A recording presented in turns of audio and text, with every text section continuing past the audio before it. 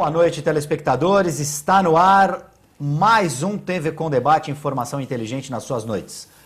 Nós vamos conversar hoje com dois especialistas, um em água e outro em meteorologia, sobre esse frio que veio intenso no final do outono e pegou muita gente desprevenida. O pessoal estava tirando ainda os cobertores, os agasalhos do guarda-roupa para dar aquela lavada e tal, pegar um sol para não ficar com cheiro de guardado, mas não teve jeito. Tivemos que antecipar essa retirada dos agasalhos dos armários, porque Santos, a região sudeste, foi acometida agora no final durante todo o mês de junho, praticamente, final do nosso outono, com baixas temperaturas, massas de ar polar vindas da Argentina, consequentemente do Polo Sul, também trouxeram a baixa nas temperaturas, mar agitado. Então, para a gente saber e entender o porquê desse frio fora de época, digamos assim, eu recebo hoje o meteorologista Rodolfo Bonafim. Muito boa noite. Boa noite, Guto. Boa noite. Climatologista, meteorologista. Climatologista. Perdão. Está feita a retificação no ar. E o presidente da ONG Amigos da Água, Miguel Escandon. Boa noite, senhores. Tudo bem? Boa noite, querido Guto, e boa noite a tantos espectadores que nos comentam dessa assiduidade, dessa persistência de ser espectador como eu. É um prazer muito grande estar aqui novamente. Rodolfo Bonafim, o que aconteceu? Porque, a exemplo de anos passados, tivemos em maio, junho, um veranico, né? Aquele verão fora de época, um verão no outono e no inverno, com temperaturas elevadas para os meses.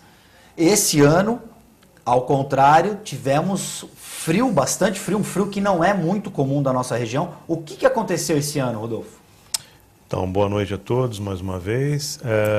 O que está acontecendo é o seguinte: nós tivemos um mês de abril atípico, com muito calor, calor de suar mesmo, calor de verão, temperaturas semelhantes às de fevereiro, né? Nem que tinha nem que pôr, nem que tirar. Justamente.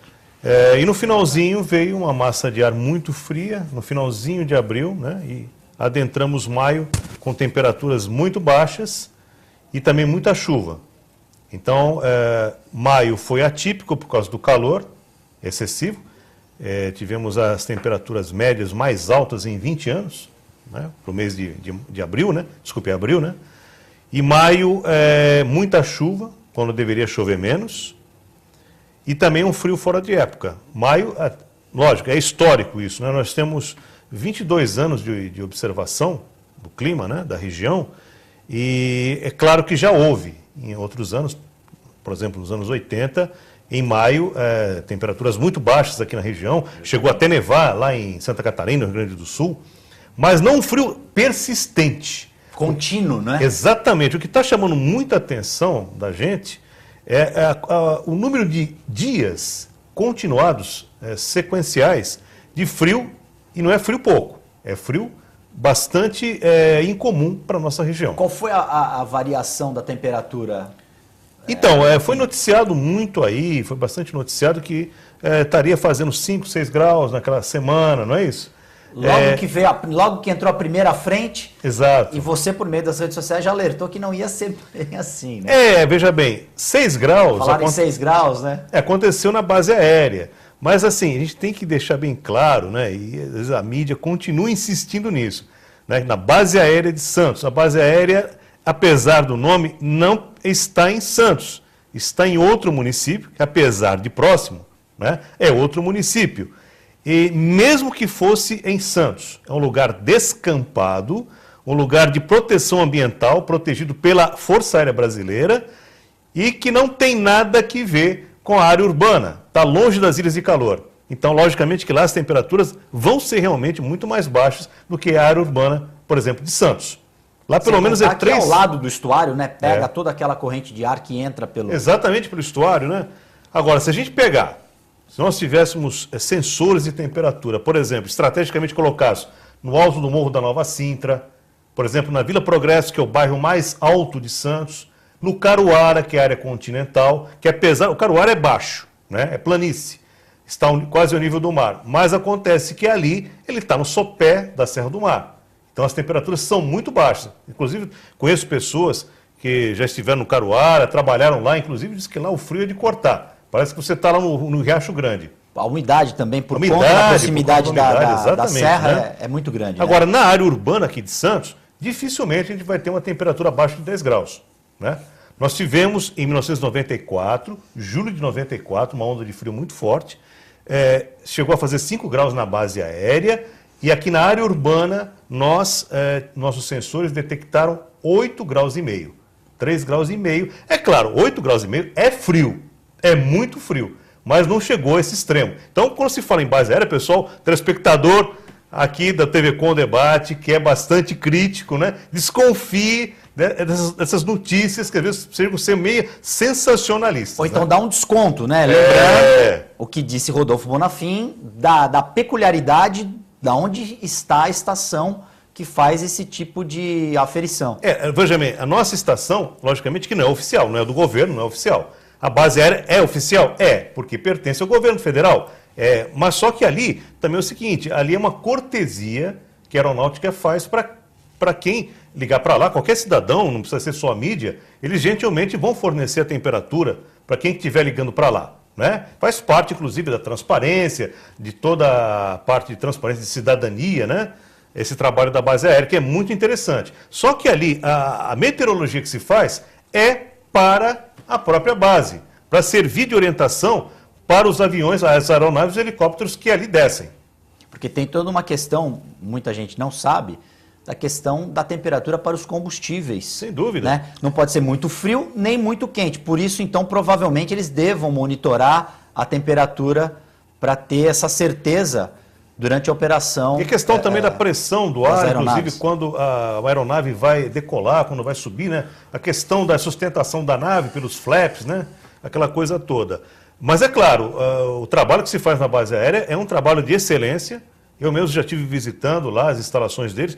Eles utilizam ainda equipamentos, ainda à moda antiga, né?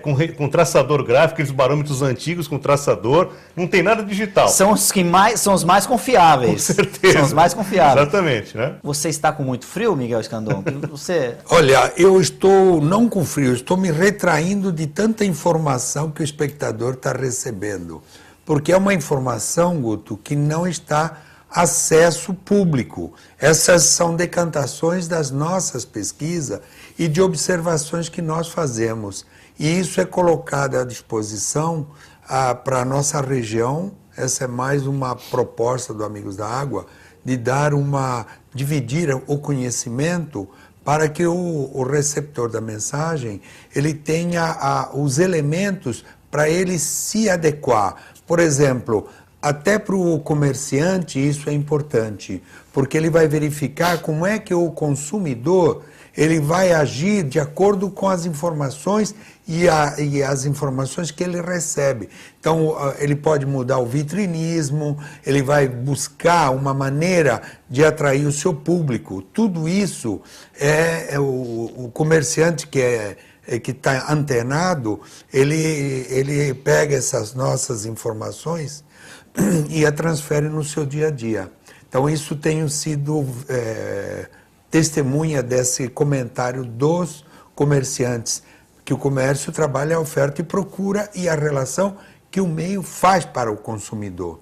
Então, todas essas informações que são passadas, nós a decantamos e colocamos elementos que vão dar um outro ângulo da notícia. E outra coisa, aquele que acha que a notícia advindo das mídias de São Paulo, elas não estão sintonizadas em uníssono com essa nossa região, que ela é atípica, conforme o Rodolfo muito bem passa, todo dia inclusive ele passa isso para os ouvintes, enfim. Na Rádio CBN, você está todo dia na Rádio CBN, é isso? CBN Santos, a partir das 9h20. E você dá toda a previsão do dia e da semana? Fazemos a previsão do dia, assim, até no máximo 2 dias à frente.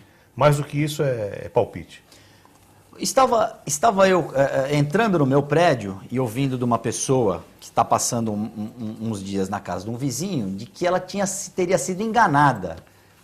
Que ela veio para uma cidade que disseram que tinha praia o ano inteiro, que era sol, era calor o ano inteiro, e que ela estava sentindo muito frio.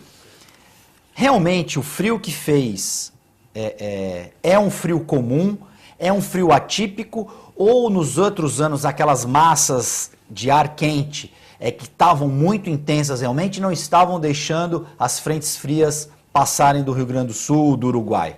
Então, o El Niño estava segurando essas frentes frias, né? Enquanto ele estava mais ou menos ativo, ele segurou. Agora não segura mais. Mas é claro que também, né? Não é questão só de segurar. Poderia segurar uma massa de ar fria não muito intensa. A questão existem aí algumas teorias a respeito da Antártida. Existe uma área da Antártida, a área oriental e ocidental. A oriental, ela está com um processo de descongelamento, de degelo. E a ocidental está com uma parte de recongelamento. Então existe aí uma descompensação no próprio clima da Antártida. Inclusive o buraco da camada de ozônio tem a ver com isso também. Porque o buraco da camada de ozônio está se fechando, né? Só que por outro lado, ele também está favorecendo esse recongelamento da Antártida, né? Então o que acontece? Se realmente essa parte que está recongelando da Antártida, né, ela está bastante ativa, é bem possível que essas massas de ar polar mais intensas estejam sendo geradas por lá. Isso explicaria essa intensidade tão grande, né? Essa voracidade tão grande dessas massas de ar que estão chegando até aqui, né? Então, não tem como assim, a gente dizer ao certo, mas também, ao mesmo tempo, não dá para justificar só com o El Niño. É muito pouco. Esses fenômenos também estão acontecendo em outros lugares do planeta? A gente tem visto na Europa muita chuva e não é usual nessa época lá no hemisfério norte essa intensidade de chuvas com cidades alagadas. O Museu do Louvre chegou a ser fechado por conta do quase transbordamento do Rio Sena. Muitas galerias pluviais existem ali em Paris. O Louvre é um museu que tem também uma parte de subsolo, houve todo esse cuidado. É um fenômeno que também atinge outros países? Claro, com certeza, é um fenômeno global, né? Então não é uma peculiaridade só da América do Sul, só do Brasil, não, isso acontece... As correntes marinhas e as correntes aéreas de ar, elas percorrem o globo inteiro, né? O aquecimento diferencial pelo Sol é que provoca essas massas de ar, né? Então você tem uma migração de ar quente indo para os polos e uma migração de ar frio dos polos para o Equador. Então, por exemplo, aqui na nossa região, a massa de ar subtropical do Atlântico, né, que é chamada de asas, né, aquela que foi culpada, inclusive, pelo calor que fez em 2014 no verão, todo mundo culpava a asas, né, a anticiclone do Atlântico Sul, né? É uma massa de ar semipermanente que está aqui na nossa região, está bem próxima da nossa região. Então é uma massa de ar que a gente pode dizer que é da região. É doméstica. É doméstica, né? Agora existem massas invasoras, como por exemplo a frente polar. A frente polar, na verdade, as frentes frias parece dar a entender que existem várias, né? Na verdade é uma só. Na verdade é uma frente só, que chama-se frente polar. Que vem do Polo Sul, da Exato. Antártida, em direção ao norte. São pulsos, na verdade. Imagina assim, o telespectador pode imaginar uma compota, por exemplo, assim, de doce, uma geleia, né?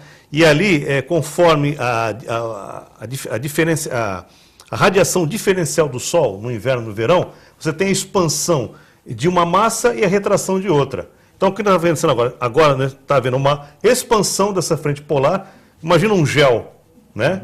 Ele empurrando essa massa de ar subtropical lá para cima, né? Ficando, por exemplo, na altura do litoral do Rio de Janeiro, do Espírito Santo, e a gente aqui sendo envolvido por esse gel chamado frente polar. Baixa a temperatura no Polo Sul e aí essa baixa vai subindo o continente sul da Argentina, Uruguai, Paraguai, Brasil, região sul, sudeste. Elas vão se expandindo porque a massa de ar quente não tem tanta força para segurar ela.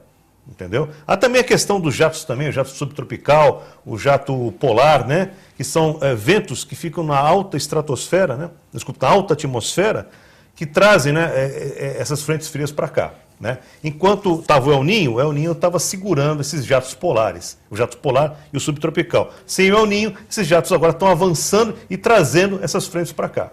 É o mais comum? O natural é isso? Ou o natural é termos esses picos de como o tempo é seco no meio do ano no hemisfério sul, é mais natural termos um tempo sem chuva, mas com uma temperatura reduzida, ou ter uma temperatura um pouco mais elevada e um tempo mais seco? A frente polar é um fenômeno comum que todo ano tem. As frentes frias, né? A gente coloca frentes frias no plural, né? Agora, com essa intensidade, fora de época, é uma coisa anômala. É anômala. Aliás, ela chegou indo até Amazonas. Chegou. Há relatos aí da Amazônia que era impossível se pensar uma temperatura tão baixa, né, Rodolfo? Exatamente, chegou à Amazônia. É o fenômeno da friagem, né? Todo ano tem isso. Né? Da friagem. Todo ano tem isso. Agora, mas é interessante que esse ano não chegou tão forte assim aquela região lá. Tem anos que chega até o Nordeste. Essa friagem, fenômeno da friagem. Exato. Porque no Nordeste existem cidades que são altas e que sentem... Serra Talhada, por exemplo, né, lá em Pernambuco. A queda da temperatura, a oscilação, porque durante o dia é quente. Isso, Vitória da Conquista, né? É um clima mais ou menos desértico. Exatamente, Vitória da Conquista é frio à noite, né? Você bem falou no deserto. As pessoas acham que no deserto sempre é a temperatura alta. E quando à noite chega a temperaturas baixíssimas. Exatamente. Depende da região, não é? E no deserto, aí eu estava conversando com um amigo que recentemente voltou daquela região, e estava explicando que no deserto, apesar do sol, faz frio durante o dia também. Dependendo da estação, é frio. Olha... Aí ele diz, eu perguntei, então por isso que quando a gente vê aqueles filmes de beduíno, tá todo mundo bem agasalhado. Por causa de determinados períodos de dia, que faz frio, apesar do sol, e à noite, principalmente, porque como a ausência de vegetação, o clima ele tem uma variação muito maior. A questão de fazer 0 grau no deserto também assim, depende do local do deserto. Né? Se for na Arábia Saudita, né? For na região ali de Meca, Riad, né? A península em si é toda deserta, né? Ali a latitude é uma latitude muito baixa, né? Ela é uma latitude bem tropical. Então ali em Riad, em Meca, dificilmente vai chegar a 0 grau à noite, né? Mesmo no inverno. Pode chegar no inverno, mas estourando. Agora, se você pegar o Egito, por exemplo, pegar, por exemplo, a Líbia, pegar a Síria, aqueles o Líbano, países subsaarianos, que ficam mais próximos do Mediterrâneo. Tunísia, ou seja, Marrocos. Isso, mais próximos da Europa. Ali você pega um clima subtropical. Então, por exemplo, no Egito, eu tenho um amigo que foi para lá, um amigo que é professor de história, ele adora história antiga, e foi lá no Egito na época de inverno, janeiro. Então ele estava de blusa, com 15 graus durante o dia, mais frio que aqui. Com sol, e né? E com um sol que parecia um sol de rachar. Como é que ele está aguentando estar com aquela roupa desse sol? 15 graus durante o dia e com sol. Realmente, na temperatura, a TV não tem um termômetrozinho para a gente saber, ó, lá está fazendo tantos graus a temperatura. A gente vê também nos filmes lá de Bang Bang, né? Sim, sim. Um deserto, o cara, aquele solão lá, e o cara lá no jaquetão, né? E preto. O agente da funerária que chega na cidade para enterrar os caras que vão morrer, medindo, né? É isso aí. Essa informação do Bonafim de que parte do continente antártico está aquecendo e parte está congelando, te preocupa com quanta intensidade essa questão em relação à água, a nossa água doce? Na Antártida temos água doce, não é isso? As calotas são formadas por água doce. Das calotas, né? Abaixo das calotas tem água salgada, né? Então, é bom que se frise o seguinte, no caso do Polo Sul, o fundo das calotas é rochoso. É diferente no Polo Norte, que é neve e não tem quase massa rochosa. A relação da água com relação ao que você comenta, existe um pensamento que faz-se que a Antártica, por ser um continente gelado, há uma reserva de água muito grande. Então, trazer essa água para cá torna-se inviável, impossível, em princípio, né? Essa água que também lá está, é bom que se frise que a água que lá está congelada, ela tem milhões de bactérias desconhecidas ainda da ciência. Então estão sendo estudadas. Mesmo que temos unidades científicas pesquisando sempre o solo, que seria o solo gelado lá, para que se possa entender.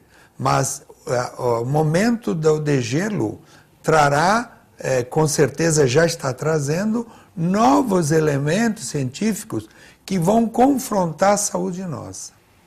Então, a saúde, aí eu faço o seguinte raciocínio, não fugindo da sua pergunta, só agregando. Quando que vai acabar as doenças humanas? Quando? Então, a resposta é nunca. Por quê? Se nós somos constituídos de 90% de vírus e bactéria e 10% de organismo humano, então nós, o ser humano, estamos constituídos, é bom que se frise isso, nós somos constituídos de 90% de vírus, bactérias e fungos e uma série de coisas, e somente 10% humano. Então, constantemente nós vamos estar sendo agredidos por bactérias e elementos que, por vezes, está dentro de nós. Alterando-se a temperatura ou alterando-se o índice de água ou a qualidade de água que você está ingerindo, há uma confusão tão grande e aí é onde se instalam as doenças. Não sei se fui claro nesse ponto. Como sempre, cirúrgico, amado mestre. Rodolfo Bonafim tem um mapa que você ia explicar, o mapa da nossa região. Ele vai abrir para os telespectadores. A gente já tem uma imagem melhor, mas aqui para a gente... E aí você ia explicar, a nossa região é uma região que está no meio de duas... que a gente tem temperaturas atípicas aí, tanto no norte da nossa região quanto no sul, né? Aqui é um mapa de satélite, aqui, uma parte da Baixada Santista, não está toda aqui, né? Uhum. Mas aqui mostra mais a área do... Estão vendo Santos ali, né? Do litoral norte. Um pouco ali baixo no vídeo, Santos, a ilha de Santos. Ali do lado esquerdo, né? A ilha de São Vicente. Isso, no meio ali Santo Amaro. E Santo Amaro. E mais ali no canto direito, né, do vídeo, nós temos o litoral norte. Quer dizer, Bertioga ainda, né? Bertioga é quase São Sebastião, né? O que eu queria ressaltar aqui com essa visão aí do mapa é que, veja bem, esse frio, ele está, assim, praticamente globalizado, né? Aqui no estado de São Paulo mesmo, teve cidades do interior, que foi Rancharia, né? Rancharia, que fica perto do oeste de São Paulo, que a temperatura chegou abaixo de zero, né? Mas, veja bem, logo em seguida que essa massa de ar entrou em dissipação, foi por volta de quarta, quinta-feira, um ar mais aquecido, que a gente não sabe exatamente se é proveniente de mudança climática, né? Assim, de repente, um ar mais aquecido, ele tomou conta de várias regiões de São Paulo, inclusive a capital, né? A cidade de São Paulo teve 25 graus, enquanto aqui só teve 20 graus, né? E na sexta-feira teve um nevoeiro muito forte. A gente deve lembrar, né? Um nevoeiro que ficou até 3, 4 horas da tarde, só teve um mormacinho, olhe lá, né? E o que eu queria mostrar com isso é que, apesar dessa globalização do frio, existem diferenças pontuais. Podemos chamar o mapa de novo? Você quer... Seria interessante. Vamos chamar o mapa de novo. Seria interessante. Aí. Aqui na região da Baixada Santista, nós estamos um pouquinho mais ao sul do litoral norte. E, além disso, o litoral norte ele está mais ao leste. Ele sai um pouco em direção ao mar, né? Para o telespectador entender. Em direção ao Rio de Janeiro, né? Então, o que acontece? A nossa região é mais vulnerável a essas massas de ar fria do que o litoral norte. É claro, a diferença é pequena, mas às vezes um dia ou outro faz a diferença. Por exemplo, na região ali de Caraguatatuba, que é ali na pontinha. Bem na pontinha, Ubatuba. Passando a Ilhabela. São Sebastião, exatamente. No dia do nevoeiro fez 26 graus, igualzinho o que estava acontecendo no Planalto. Não teve nenhum tipo de nevoeiro. Então, a explicação seria mais ou menos com relação à temperatura da água. Esse nevoeiro, ele veio fora de época. Esse nevoeiro era para acontecer em final de julho, agosto, quando a temperatura da água do mar, da água do Atlântico, está bem fria. E aí o continente está se aquecendo mais, né? Entra um ar mais aquecido, passa por cima da lâmina de água e acontece a condensação, né? Aí o fenômeno da neblina. Você está dentro do carro, né? Carro quente, e lá fora está frio, condensa, embaça todo o vidro, né? E então aconteceu isso muito antes da época, possivelmente porque essa massa de ar foi tão fria, mas tão fria, que ela resfriou rapidamente o mar na altura da Baixada Santista. E como o litoral norte está um pouco mais ao norte, mas assim, a nordeste, ele ficou um pouco mais isento disso daí. Então o frio, ele apesar de globalizado, é pontual em foi pontual em algumas situações. Perfeito. Eu vou chamar um rápido intervalo, o TV Com Debate volta daqui a pouco.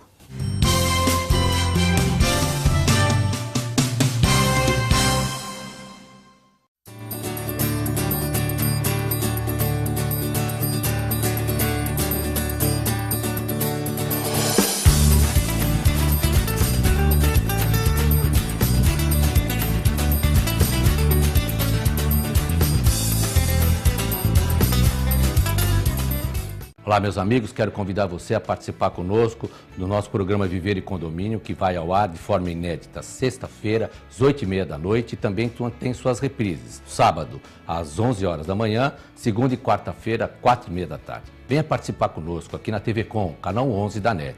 Viver em Condomínio. Apoio. Sicom. A mão amiga no momento certo.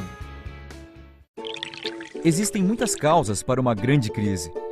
Isso vale para esta crise que estamos vivendo com a falta da água. A seca, intensificada pelo aquecimento global, causado principalmente pela queima de combustíveis e pelo desmatamento. O agronegócio, que consome 70% da água com métodos inadequados de irrigação e desperdício de alimentos da produção até o consumo. A estrutura de distribuição, onde um enorme volume de água vaza nas tubulações que a transportam até seu uso final. As indústrias, pelo uso de grande quantidade de água para produzir tudo aquilo que consumimos. O desmatamento causado pela venda ilegal de madeira e para abrir espaço para a produção de carne e agricultura.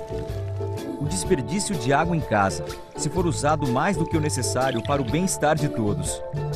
Mas qual é a solução? São muitas, e você pode contribuir para várias delas. Porque você não é só o que faz na sua casa, você é também o que escolhe fazer e consumir durante sua vida em todas as suas atividades, não importa onde esteja. Quer saber como? Participe do Água Pede Água. Alô, alô, nação santista! Não há distância que nos separe. Tradição é tradição. Os bons tempos estão de volta. Radar Esportivo, o tricampeão da Baixada, de segunda a sexta-feira, ao vivo, do meio-dia à 1h da tarde. E também pelo site www.tvcomsantos.com. Conto com você. Alô, nação santista, o radar está no ar. Meu nome é Maia Gabeira e minha grande paixão é o mar. Ele é minha casa e é meu trabalho. É casa também de mais de 1/4 dos brasileiros que vivem no litoral e dependem do mar para sobrevivência, já que fornece energia, água, sal e alimentos para a população. Mas menos de 2% de seu ambiente está protegido. Eu nem consigo imaginar como seria a minha vida sem o mar. Faça como eu. Pegue esta onda e junte-se ao WWF Brasil, pela proteção dos oceanos.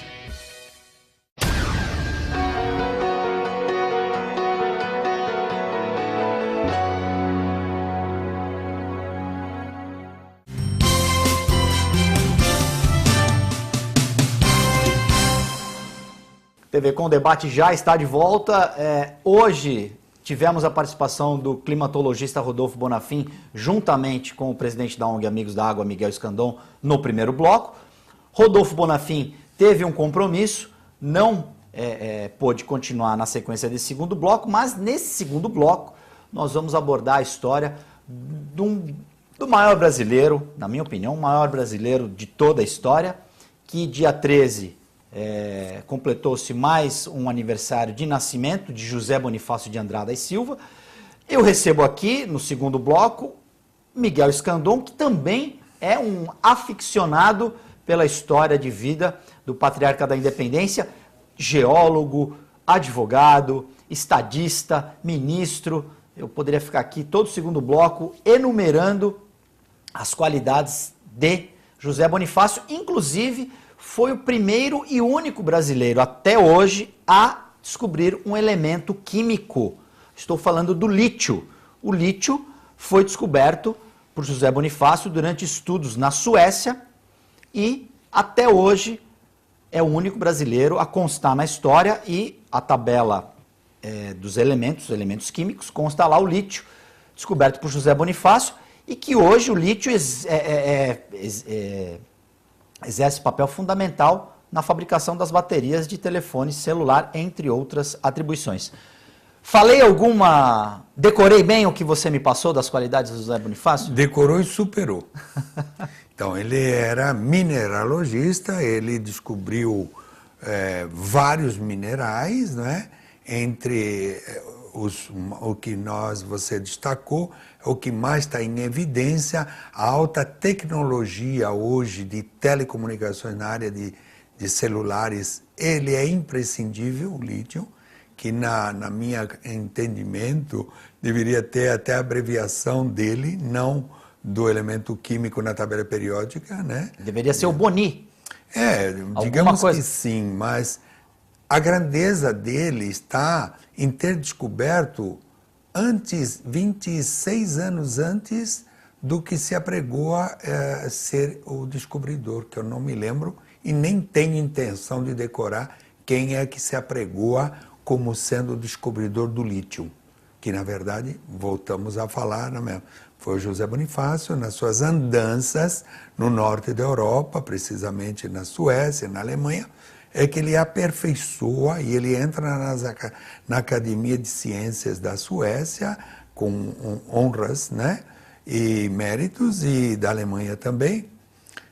Não obstante, ele também funda a Academia de Ciências de Portugal, isso tudo naquela época, né, quando se imagina uma pessoa estar em Portugal e ir até a Suécia. Hoje o avião, acredito que deve ser de Lisboa à Suécia, deve ser em torno de mais ou menos umas 3 horas de voo, se não mais, de avião. Você imagine naquela época ele ter ido até a Suécia buscando elementos que o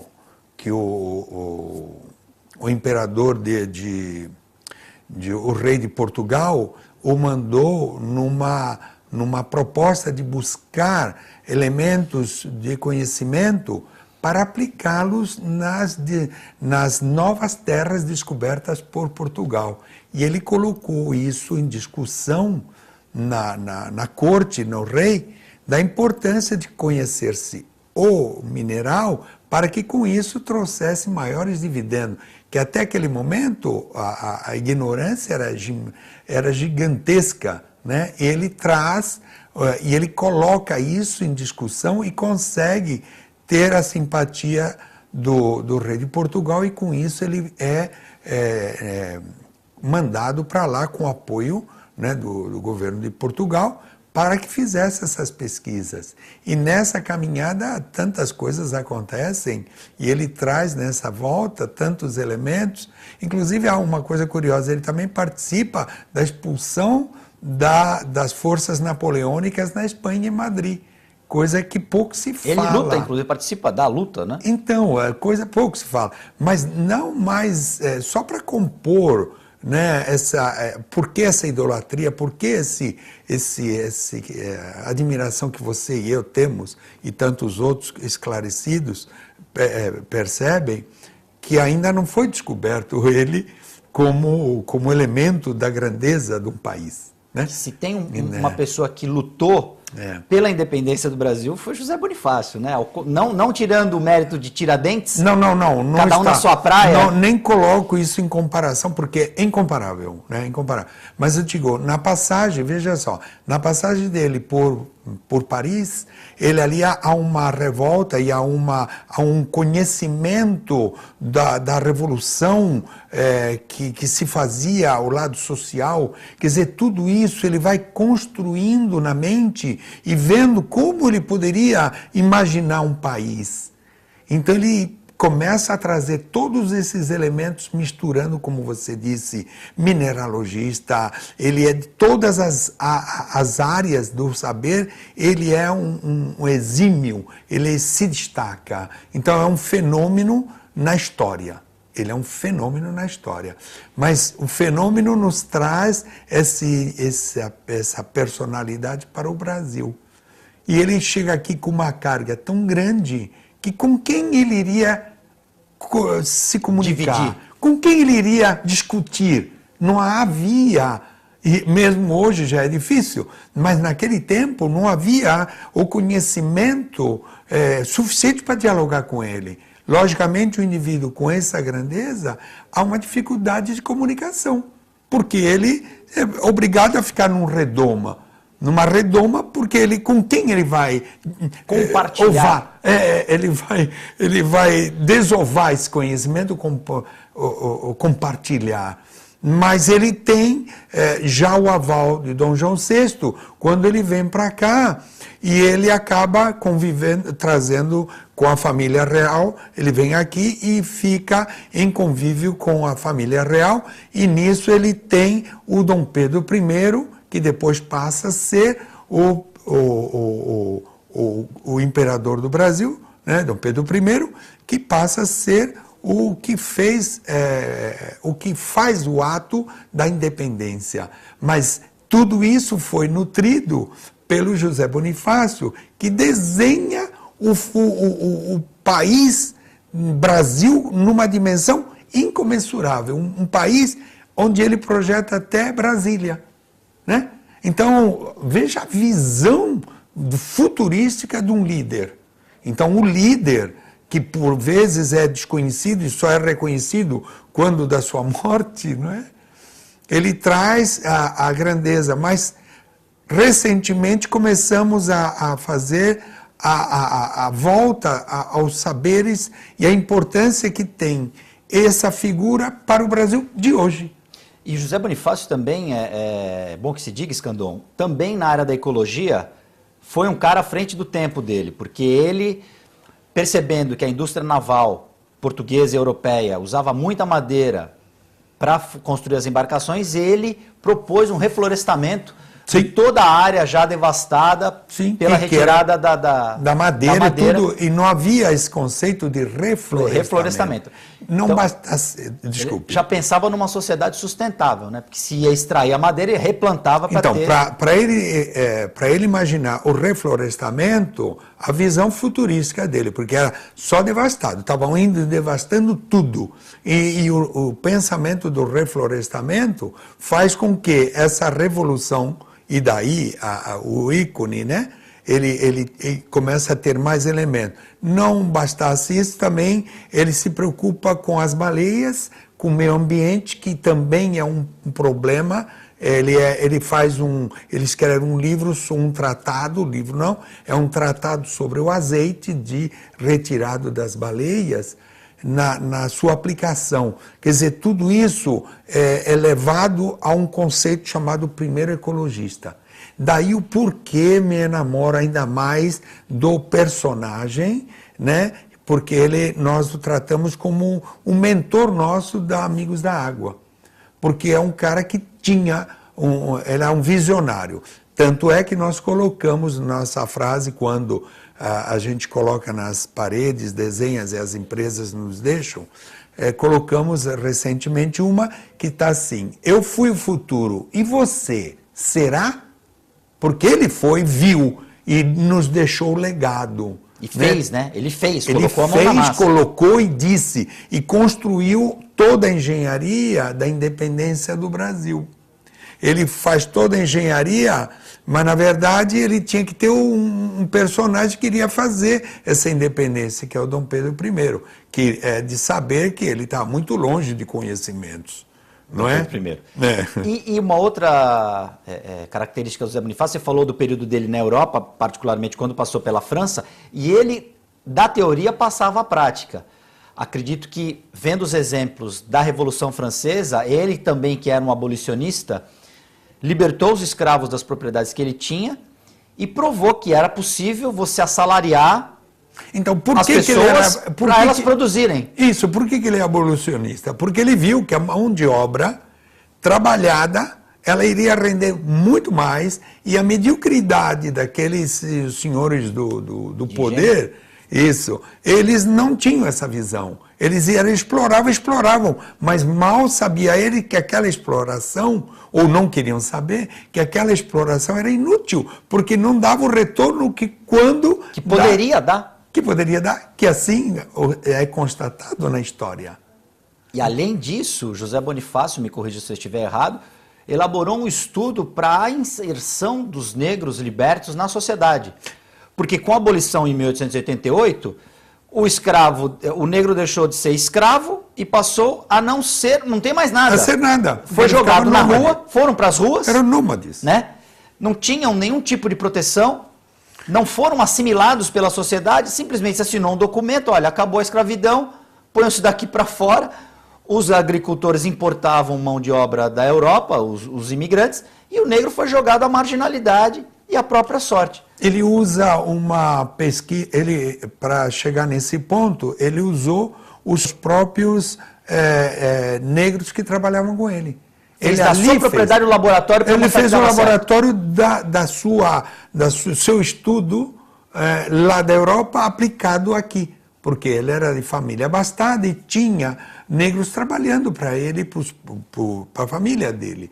E ele aplica isso e verifica. Então ele torna isso concreto. Agora, apesar de todas essas ideias, digamos assim, libertárias, o José Bonifácio era republicano ou monarquista? Essa questão eu deixo para os mais especialistas. Para os universitários. Para os universitários. Ou porque ele percebeu que só por meio da unidade que o imperador, que a figura do imperador representaria, o Brasil poderia continuar unido? Pelo poder, ele viu que aquele seria o estágio, né? Pelo poder que ali ele traz Dom Pedro I, ele é uma monarquia.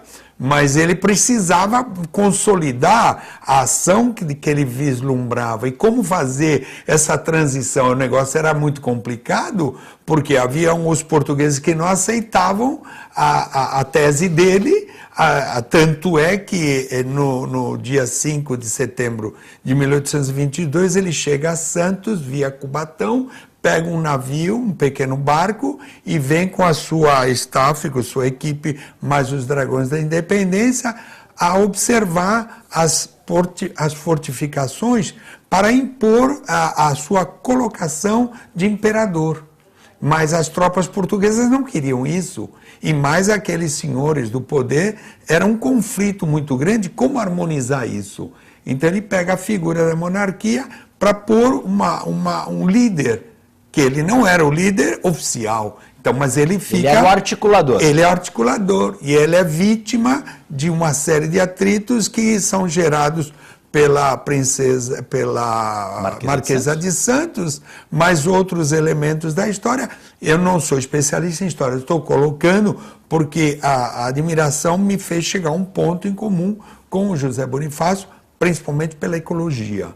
E pela ecologia eu comecei a vislumbrar um outro José Bonifácio que não estava muito bem claro na história escrita, né? Que chega-se ao ponto de ser hoje o Brasil, ele sonhava ter um Brasil perfeito, porque ele tinha toda a engenharia para isso ocorrer. E ele já tinha, em pleno século XIX, a capacidade de ver que o desenvolvimento do Brasil passaria pela capital ou por uma grande cidade, ser fundada no interior, no centro do Brasil. No centro, para que daí se irradiasse toda uma harmonia sobre o controle do centro. Olha nisso, né, a visão dele. E quanto mais nós falamos, mais ainda tem que ser falado, porque eu sou muito primário no conhecimento dessa figura, mas é suficiente para me enamorar e para me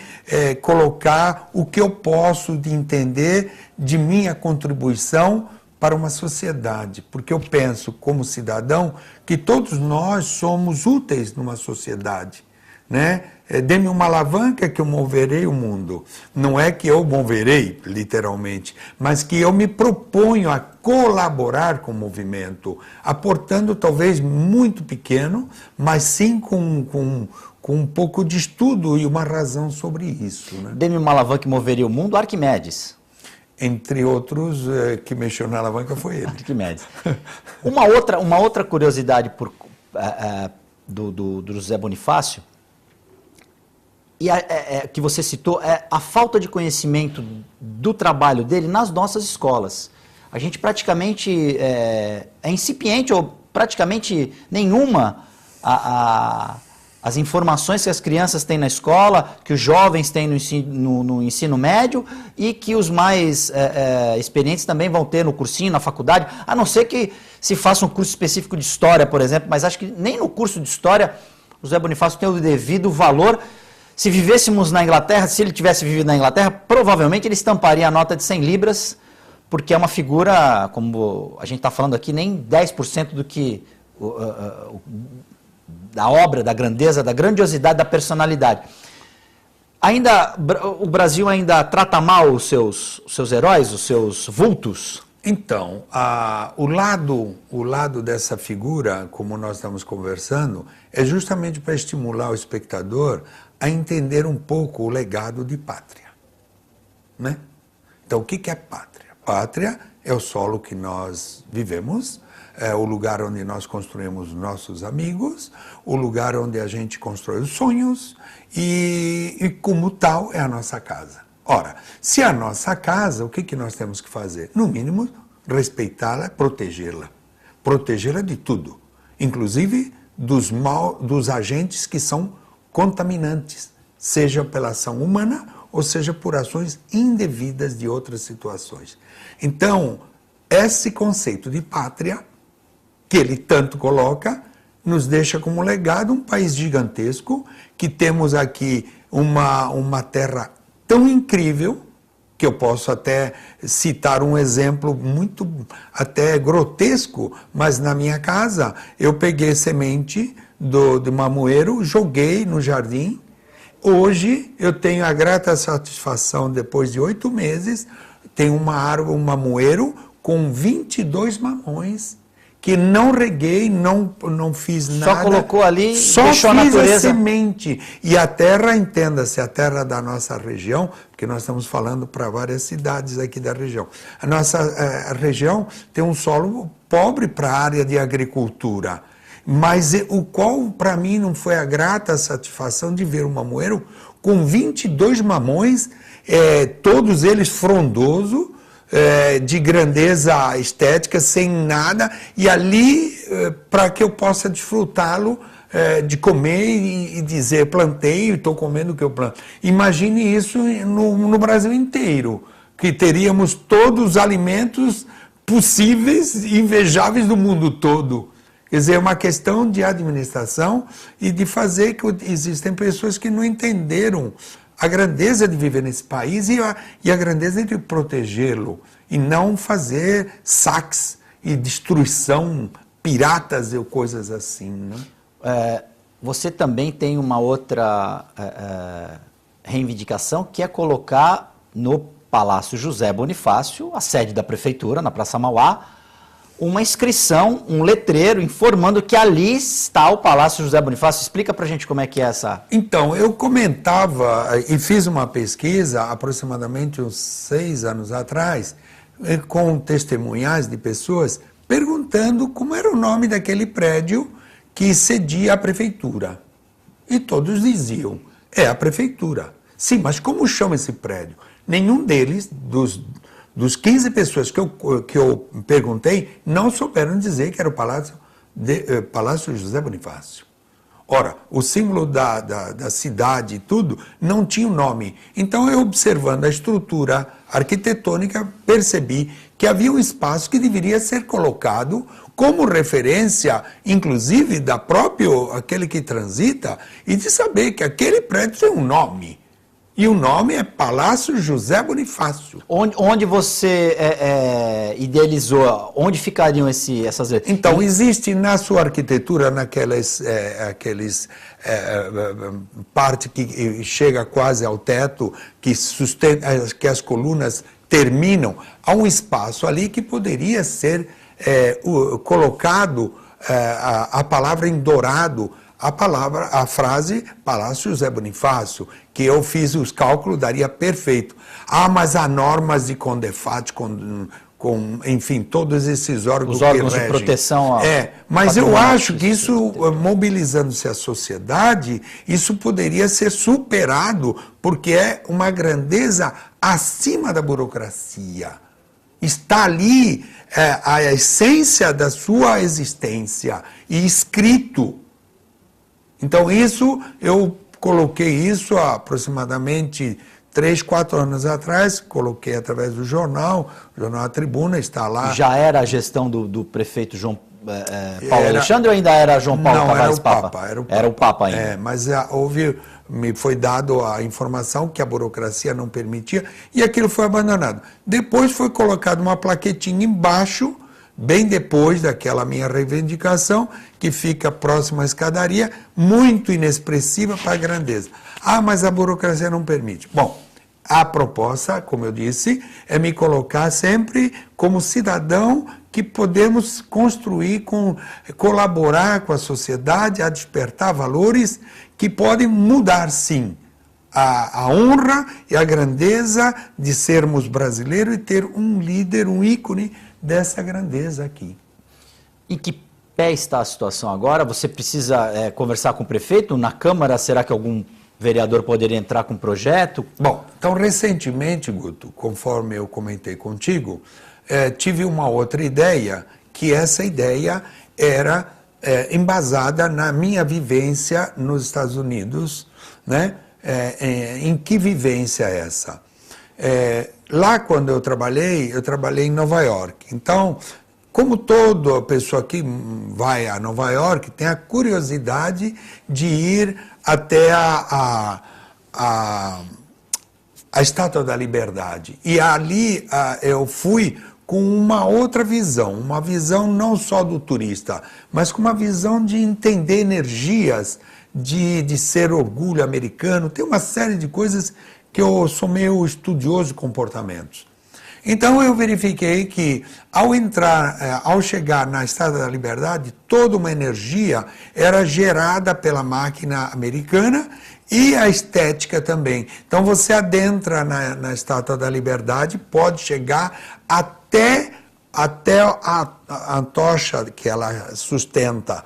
Mas eu quero alertar que o ponto que eu queria comentar é que onde está a coroa da Estátua da Liberdade, ali tem umas janelinhas e dali você vislumbra todo Manhattan e todo o progresso, uma visão da América vindo como se fosse um imigrante. Então a Estátua da Liberdade ele fica numa posição onde todo imigrante passava quando chegavam aquelas ondas de imigrantes à América, todas passavam e tinham uma visão. E essa foi a colocação da Estátua da Liberdade. Então tem uma energia muito grande desse orgulho. Isso foi uma experiência. Depois foi outra experiência com aquelas figuras nos Estados Unidos esculpidas no Monte Richmond. Isso, no Monte Richmond. Ali em Dakota do Sul, né? Dakota do Sul.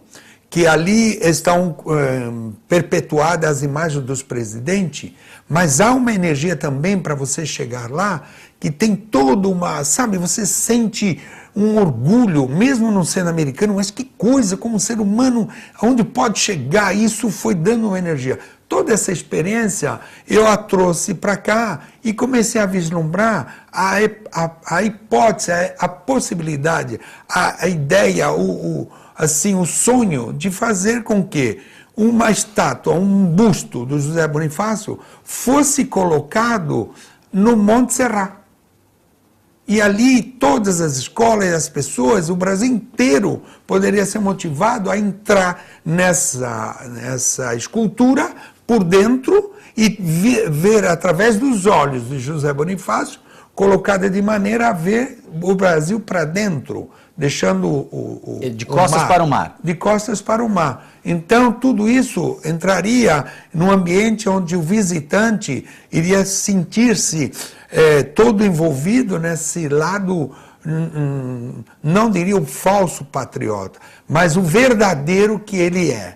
E que ele será sempre, ser estudado. Então, ali, essa foi a minha, e coloquei isso no jornal novamente. No jornal Tribuna. E vamos fazer uma palestra explicando com maquete que eu construí, a maquete tudo direitinho.